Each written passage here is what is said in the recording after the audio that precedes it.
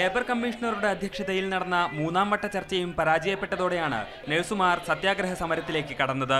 വേതന വർധനവ് സംബന്ധിച്ച് സർക്കാർ ഉടൻ തീരുമാനമെടുക്കണമെന്നാവശ്യപ്പെട്ടാണ് സമരം.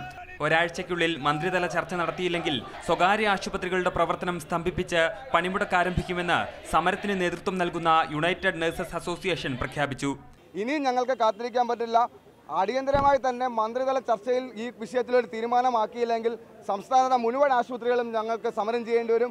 സമരം ഉടൻ ഒത്തുതീർപ്പാക്കണമെന്ന് സമരക്കാരെ സന്ദർശിച്ച പ്രതിപക്ഷ നേതാവ് രമേശ് ചെന്നിത്തല ആവശ്യപ്പെട്ടു. മിനിമം വേതനം നിങ്ങൾക്ക് നൽകി ഈ സമരം അവസാനിപ്പിക്കാൻ തൊഴിൽ വകുപ്പ് മന്ത്രിക്ക് ഞാൻ ഇത് സംബന്ധിച്ച കത്ത് നിന്ന് തന്നെ നൽകുന്നുണ്ട്. സെക്രട്ടേറിയറ്റിന് മുന്നിലെ സമരത്തിന് പുറമെ എറണാകുളത്തും തൃശൂരും മലപ്പുറത്തും കോഴിക്കോടും നഴ്സുമാർ സമരം ആരംഭിച്ചിട്ടുണ്ട്. ഇന്ത്യൻ നഴ്സസ് അസോസിയേഷനും സെക്രട്ടേറിയറ്റിന് മുന്നിൽ അനിശ്ചിതകാല നിരാഹാര സമരം ആരംഭിച്ചു. അതേസമയം നഴ്സുമാർക്ക് സമരം ചെയ്യുന്ന ദിവസങ്ങളിലെ ശമ്പളം നൽകില്ലെന്ന് ആശുപത്രി മാനേജ്മെന്റുകൾ അറിയിച്ചു. പിന്നീട് എന്തൊക്കെ ഒത്തുതീർപ്പുണ്ടായാലും ആ ദിവസങ്ങളിലെ ശമ്പളം കൊടുക്കാൻ ഞങ്ങൾ ബാധ്യസ്ഥരല്ല എന്ന് മുൻകൂട്ടി പ്രഖ്യാപിക്കുകയാണ്. ആശുപത്രികൾക്ക് പോലീസ് സംരക്ഷണം നൽകണമെന്നും രോഗികളെ തടഞ്ഞാൽ കോടതിയെ സമീപിക്കുമെന്നും മാനേജ്മെന്റുകൾ വ്യക്തമാക്കി. മാതൃഭൂമി ന്യൂസ്, തിരുവനന്തപുരം.